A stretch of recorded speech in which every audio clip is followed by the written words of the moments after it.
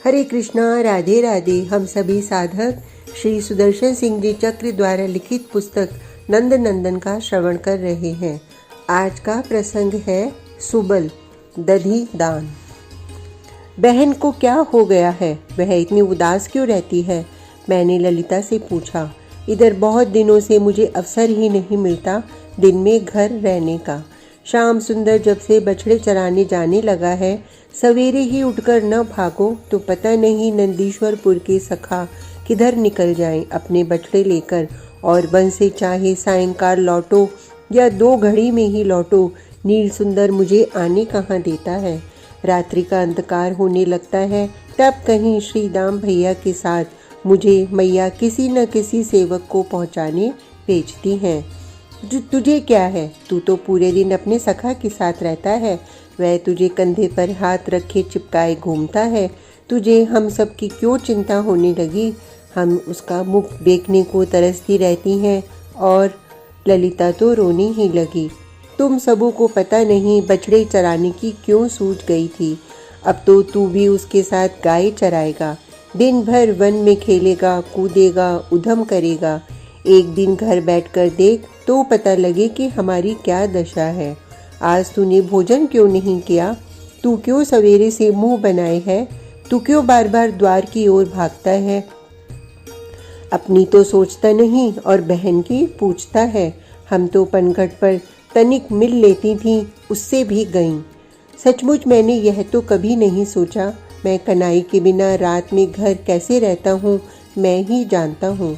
आज मेरी वर्षगांठ है, वन में जाने को नहीं मिला। बाबा और मैया के कितना मना करने पर भी भैया श्रीदाम चला गया गाय लेकर। उसका जाना ही उचित था। मैं तो घर रह ही गया इस वर्षगांठ के बवाल में। भैया भी क्यों व्यर्थ मेरे मोहन के समीप रहने से वंचित रहता। मैंने ही उसे कह दिया कि वह अवश्य चला जाए। आज कनाई सवेरे ही मिलकर चला गया। मेरा हृदय छटपटा रहा है। दिन पता नहीं कितना बड़ा हो गया है। पता नहीं कब संध्या होगी और श्याम सुंदर लौटेगा। वर्षगांठ में क्या क्या हुआ मुझे कम ही पता है। मैं तो यही सोचता रह गया कि सखा वन में कहाँ होंगे, क्या करते होंगे। आज अवश्य कनु उज्ज्वल या भद्र के कंधे पर अपनी वाम भुजा रखेगा। आज क्या क्या करेगा वह? अवश्य आज वह उदास रहेगा, सदा के समान उल्लसित नहीं रहेगा। अपने सुबल को बार बार स्मरण करेगा। वह भी मेरे बिना कहाँ रह पाता है। किसी दिन तनिक देर हो जाए, वन में तनिक दूर किसी कुंज में हो जाऊं तो पुकारने लगता है, उलाना देता है, ढूंढने चल देता है। तू कहाँ चला गया था? अब तक कहाँ था? क्या करने लगा था? आज थक भी जाएगा तो किसके कंधे पर भुजा रखकर विश्राम करेगा? किसके उरु को उपधान बनाकर सोएगा? कितना तो संकोची है, किसी से कहेगा भी नहीं कि थक गया है। बहुत बुरी है वर्षगांठ। मैं कहूँगा कल उससे कि इस असुरी को भी मार दे। यह आती है तो मुझे उसके साथ वन में जाने को नहीं मिलता। वही क्यों आज शीघ्र नहीं लौट आता? इतनी देर तो हो गई। गायों का पेट कब का चरकर भर गया होगा। कुछ पहले आज आ जाए तो क्या उसे बाबा कुछ कहने वाले हैं? मैया तो प्रतिदिन कहती है कि हम सब वन से शीघ्र आ जाया करें। आज वन में कोई उसे बछड़े, बगुले अथवा अजगर के समान असुर आ गया हो तो? तू तो रोने ही लगा। ललिता ने मेरे आंसू पोंछ दिए अपने अंचल से। मेरी बात का बुरा मान गया क्या? अपनी बहन से पूछ देख, तू भी तो बहन है। मैं ललिता के गले लगकर फूट पड़ा। मैं अपनी ही सोचने लगा था और भूल ही गया था कि ये लड़कियां भी तो तेरे समान ही मोहन को चाहती होंगी। बहन बेचारी केवल सुबह शाम अब दूर से गवाक्ष से ही तो उसे देख सकती है। तूने ही तो अपनी बहन को पहले वहां ले जाकर उसे मिलाया था। ललिता ने कहा। तनिक सा अवकाश था पनघट पहुंचने का। तुम सब वन में विचरण करने लगे तो अब कोई वहां क्या अपना सर फोड़ने पहुंचे? तू तो अभी जब तेरा सखा लौटेगा दौड़ा जाएगा और उसके कंठ से जा लिपटेगा। उसके साथ ही चला जाएगा उसके सदन और अंधेरा होने पर आएगा। हम सबको तो गवाक्ष से ही उसे देखना है। तेरी बहन ने आज एक बहुत सुंदर माला गूंथी है, उसे तू पहनकर जाएगा? मैं उसे लेकर जाऊंगा और कनु के गले में अपने करों से पहना दूंगा। मैं बहन के समीप दौड़ गया। मेरी बहन मुझसे तो संकोच नहीं करती है और इस छुई मुई ने कैसे माला गूंथी होगी।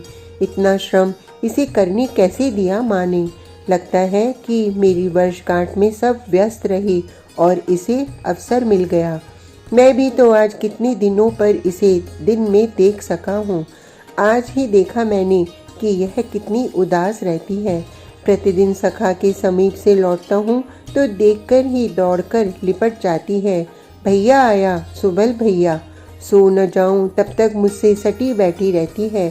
पूछती रहती है कि मैं दिन भर कहाँ रहा, क्या क्या करता रहा। मैं क्या नहीं जानता कि इसे मेरे सखा का वर्णन सुनना है। राधा, तेरा घूता हार कहाँ है? मैंने पूछा तो बहन का मुख लज्जा से लाल लाल हो गया। तुझे किसने कहा? ललिता ने। देखें, तुझे हार गूंथना आता भी है। मैं हंसी न करूं तो दिखलाएगी नहीं, अन्यथा मेरी बहन के करों की कला को तो देखकर भी कोई अनुकरण नहीं कर पाती। अभी नहीं, सायंकाल तुझे पहना दूंगी। बहन को कुछ छुपाना भी तो नहीं आता। मैं कन्हई को पहनाऊंगा उसे। मैंने बहन के संकोच को मिटा दिया। आज मेरी वर्षगांठ भी तो है। तुम सब दिन भर घर में क्या किया करती हो? वन में क्यों नहीं आती? अचानक मेरे मुख से निकल गया। हम सब यहाँ समीप ही तो रहते हैं, साकरी घाटी के समीप। अब तेरी बहन बछड़े चराएगी? ललिता हंस पड़ी। तू तो अब गाय चराने लगा है। क्यों, तुम सबों को वन में आने के लिए कोई बहाना नहीं है? मैं ललिता के चिढ़ाने से झल्ला गया। दिन भर घर में मुख लटकाए बैठी रहो, इससे तो उत्तम है कि दही बेचा करो।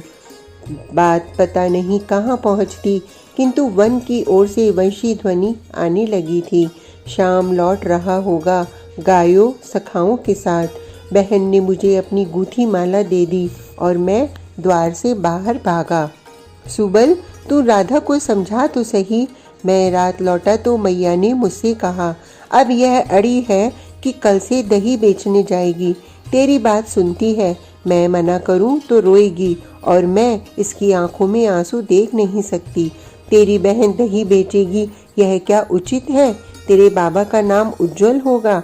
मैया, मैंने मैया के मुख पर हाथ रख दिया। मुझे लगा कि श्रीदाम भैया सुनेगा तो बहुत रुष्ट होगा।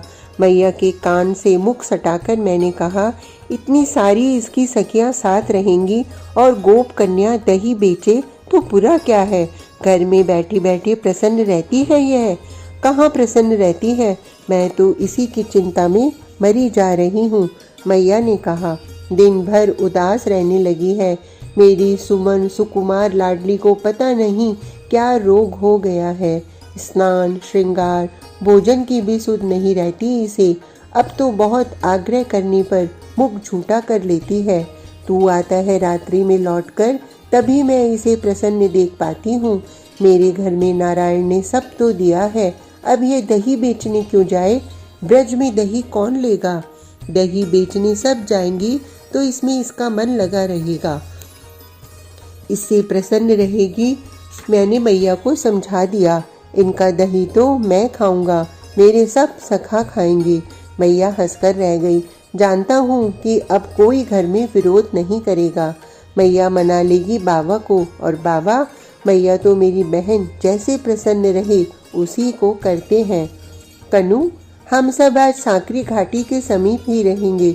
मैंने गोचारण को चलते ही सखा के कान से मुख लगाया। वरुथब को ही निर्णय करना रहता है कि गायें किधर जाएंगी, किंतु वह कनाई की बात तो नहीं टाल सकता। मैं कहूँ तो पता नहीं क्या क्या पूछने लगे। शाम को तो मैंने बिना पूछे बतला दिया, बहन आज अपनी सखियों के साथ दही बेचने आएगी उधर।